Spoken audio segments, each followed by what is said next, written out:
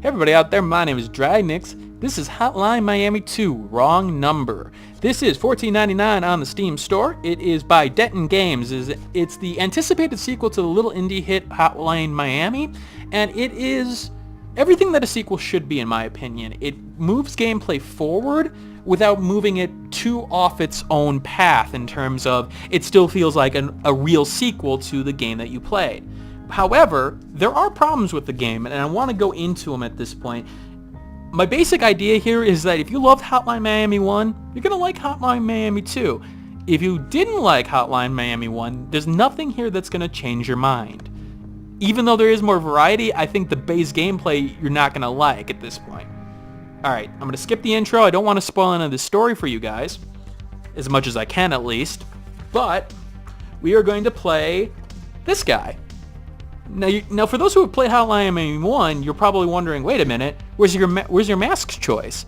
Well, in this game, you play a little bit more variety. You will have characters where you won't exactly be able to choose their talents at this point. I'm a reporter at this point. I'm not a violent person, despite what's about to happen.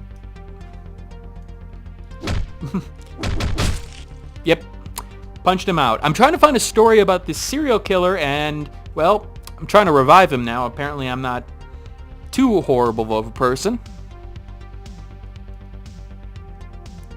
in this club of thugs, asking for an ambulance that no one will respond to. Alright, so, basic top-down mechanics. If a person sees you in their line of sight, they will go after you. And you can use the door to knock people around. Okay, come on. Alright, maybe somebody else. Alright, come on, dude. You can do better than that. Come at me. Okay, so I knocked him out. So, the idea with this guy is that he can't use guns. He can only use the baseball bat. He can't even use a knife. And so you gotta knock people out, even if they have guns. In fact, let's take care of these guys. If I try to pick up a gun, I will actually only just sort of not load it. Ah, damn it. I will unload it at that point to make it so that nobody can use it. Alright. Punch him in the face. Nope. Punch him in the face. I don't like where you are. Yep, you see, because the shotgun guy is off screen. That's one of my complaints about this game. So I can use shift to look around, and the thing is that I could have seen that guy was there. Sort of. Kind of. The thing is that there's so much happening on screen at one given time that it's really hard to expect the player to be able to see everything that's going on in one go-around.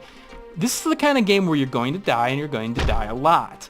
That's okay, in the game's opinion. However, in terms of the game's sort of overall perspective on that, in terms of like, does it make sense? I think they could have done it a little bit better than they did. There's just a lot of cheap deaths that can happen from a character off screen that you may have been able to predict if you were looking entirely, but there's just so much going on that it's really hard to know everything that's going on. Like this guy. There's a good way to bring him over, and that's that. Other than that, if you try going up, you're probably going to get shot. If you try going down here, you're going to get shot. Now, one thing I do want to note, this seems like something I might have been able to back into or hide behind this cover. The thing is that cover in this game can be deceptive. This is something that you can shoot over. Okay, makes sense. It's a table, right?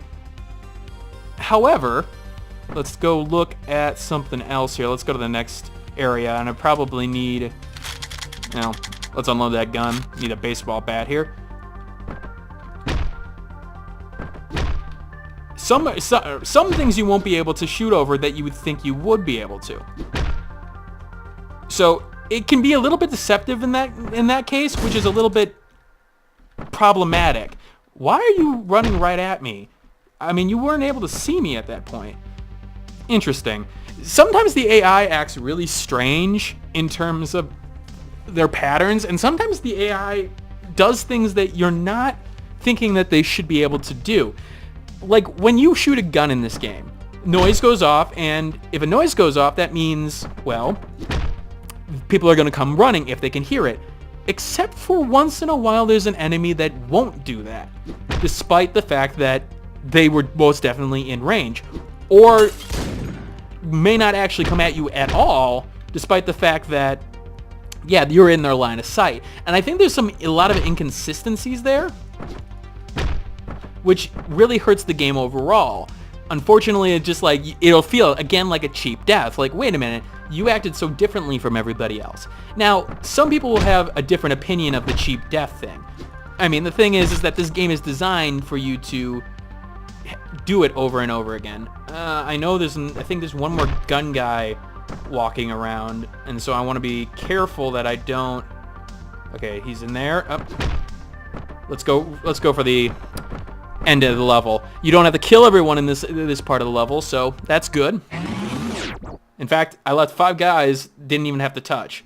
And they're going to let me walk out of here because I was able to talk to their boss, and their boss are like, you only killed one of my guys. It's cool. It's cool. Alright, so we're going to go to a more traditional level at this point. This is mixed up, though, in terms of the variety, and I love it for that. The variety is going to be a downside for some people because it forces you into different playstyles. I myself never have a problem with it because it gives you enough tools to work off the basics that the game has without feeling completely like a different game. So, okay, can I skip this, please? Okay, there we go. Again, don't want to give away too much of the story here. Controls are solid. They may take a little bit of getting used to, but they do the job on both the controller and the mouse. I prefer the mouse. Some people have complained about the mouse acceleration. I haven't really noticed it at this point, so keep that in mind. And let's go into our little van here. Story is definitely more cohesive. It's definitely a lot more of a focal point than number 1 was. Alright, this is a more traditional level. I can choose a mask. Each mask gives you a power. Corey gives you a roll dodge. Tony kills with punches, but you can't use weapons. Alex and Ash use a chainsaw and guns. I'm going to play as Tony the Tiger here, because it's great. Alright, so, punching guys without using weapons. Change of different play styles is nice, because it will lead into situations that you may not have looked at the same, or different. You may have looked at differently before, but this time around you'll act differently at this point. There we go. Now, as you see here, I'm a lot faster in this section because I did it so many times. Once you get used to a section, you'll be able to fly through it, in most cases. An intermediate combo there. Pretty good. Ah, dang. Got smacked in the face. So, once you get a hold of that, it's really nice. You can just sort of go through, and even though there is some variety in terms of enemy placement and things like that, I punched a TV through the wall. I'm a badass. If there's some variety, but it's usually the same pathfinding, and just a matter of at that very moment, what does the path that they're on exactly look like? Ah, damn it! I thought that barrier was something that I could hide behind. I was wrong. Hello, how you doing? That was not the right way to go. Okay, so as you see here, as you go along, you'll get better and better, and you'll be able to fly through levels with no problem. This is a little bit different.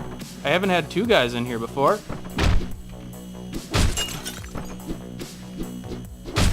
Punch you in the face, punch you in the face. You have the shotgun guy. But enough variety to keep you going at this point. I keep on saying the word variety, don't I? There we go. Now, sometimes you will have invisible walls, unfortunately, which is something actually I'm going to highlight going here. I'm going to go to another level here. I'm not going to keep on trying that. I'm going to go to scene 7 to show you guys a little bit more of what is to come. Skip intro, yes I do. The music and the art style definitely stands out. Again, it stood out in Hotline Miami 1. So definitely a good mix-up here of music. It seems appropriate to the scene and so on and so forth. All right, I'm a hitman, and you'll notice something different. I have a silenced gun. What does that do? Well, besides not being able to hit things, nobody comes running when I shoot this gun. Unlike the other guns in which people see them or hear them, and then all of a sudden you got people coming left and right. Oh god. All right, this is like a very awkward position because there we go, and there we go. Dang it. Sometimes the camera works against you because you have that shift key, but it's not too often that happens. Okay, so you were able to see me at that point. That sort of sucks. Okay, there we go. We'll take that. Hello, how you doing? As I said, you're gonna have situations where, oh boy. Whew, that was close. We'll take that shotgun.